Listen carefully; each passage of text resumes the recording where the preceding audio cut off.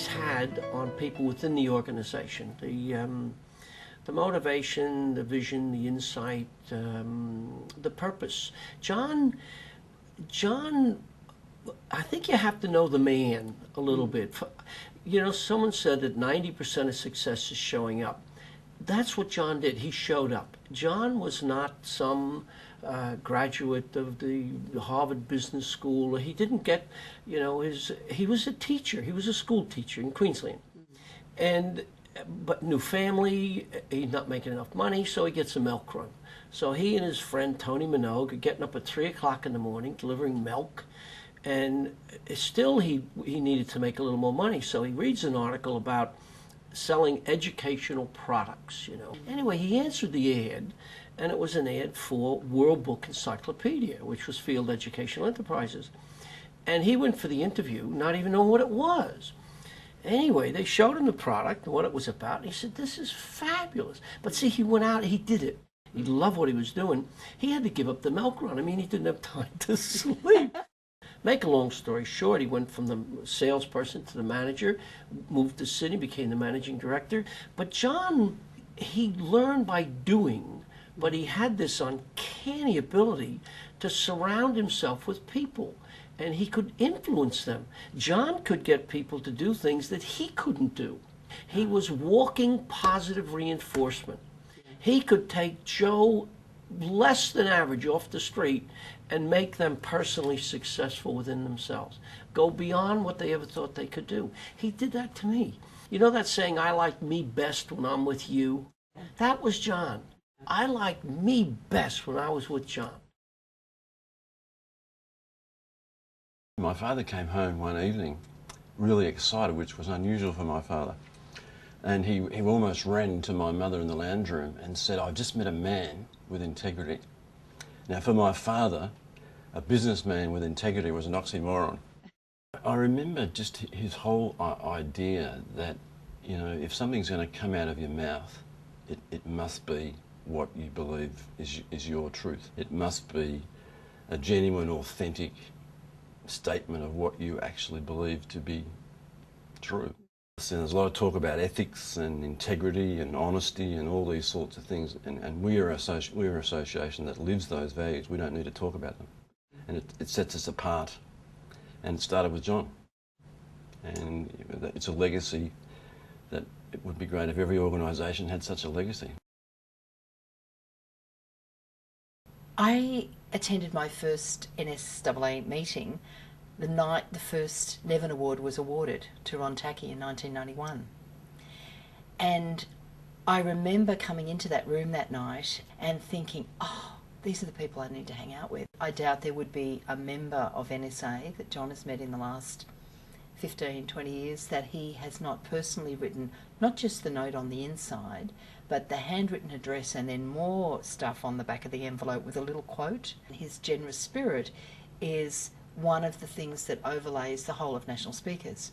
It doesn't matter where you are in the world, it's a support network of people that you can ring your NSA mate and just go, "This was a shocker, what can I do?" Or, "Hey, I just had a 10 out of 10 and I really wanted to share it." And I have been an advocate for NSA for many, many years, and that when they say, "I want to be a speaker," and first thing is always, "We'll go to National Speakers, you know, join, get involved," and they say, "Well, what do you get from it?" And, you know, I could come to the conference and just sit out in the coffee area and just talk to people the whole time, and I would have got my money's worth 10 times over. And I think that's because of that whole abundance that we have, you know, with John as the leader. I think that's what he's really given us. Well, I suppose for me, service is really the essence of leadership, because, you know, if you're a leader and you don't have anybody with you, then you're just going out for a long walk. And it's service that's behind the scenes that seems to make an association like NSAA work. The service that nobody hears about. I had the concept of a speakers bureau that would book professional speakers. John Nevin was one of the first people I shared that with, and he was so enthusiastic.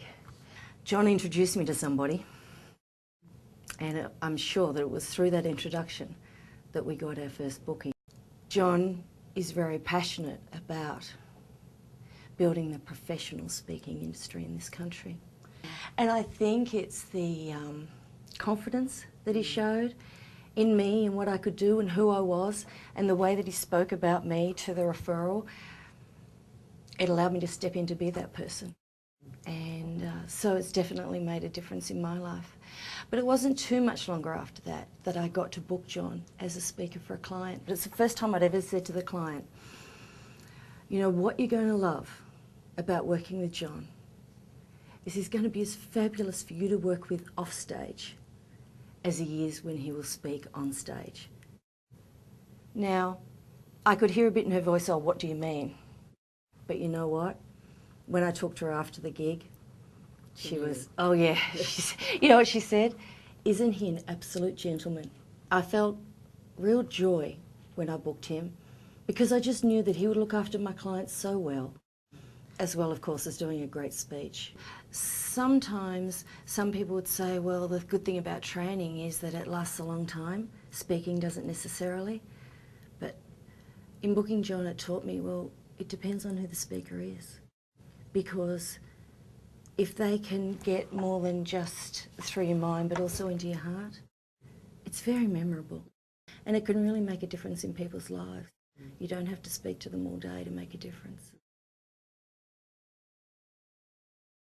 The spirit of Nevin to me is about giving, and it's about giving unconditionally, without expecting anything in return. Most of us would not be here or doing what we're doing if it were not for this association. And this association would not have existed if it had not been for the vision of John Nevin and him giving of his time to form the association. It's about volunteering and knowing that by doing that you are going to make a difference.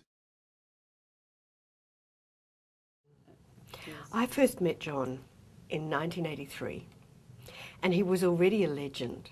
John was at my very first SWAP national conference. I was absolutely blown out of the water by his energy, his strength, his spirit, and also very strongly by the words he used on that occasion, and I've used them and shared them with many people since. He talked about the fact that in the history of mankind, there had never been a statue erected to a critic. He talked about the fact that there was no such thing as constructive criticism. Judgment in terms of assessment is always important, but judgment around condemnation is not.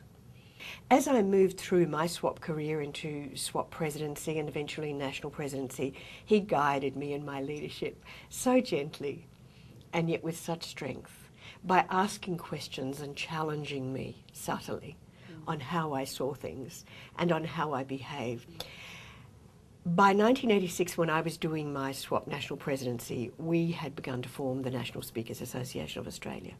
And John, of course, was the man who pulled it together. John gave his thumbprint to NSAA, and it was the thumbprint of teaching and sharing and accepting and generosity, and the thumbprint of assessment, the need for growth, but not condemnation. Inclusion always. Yeah, he did.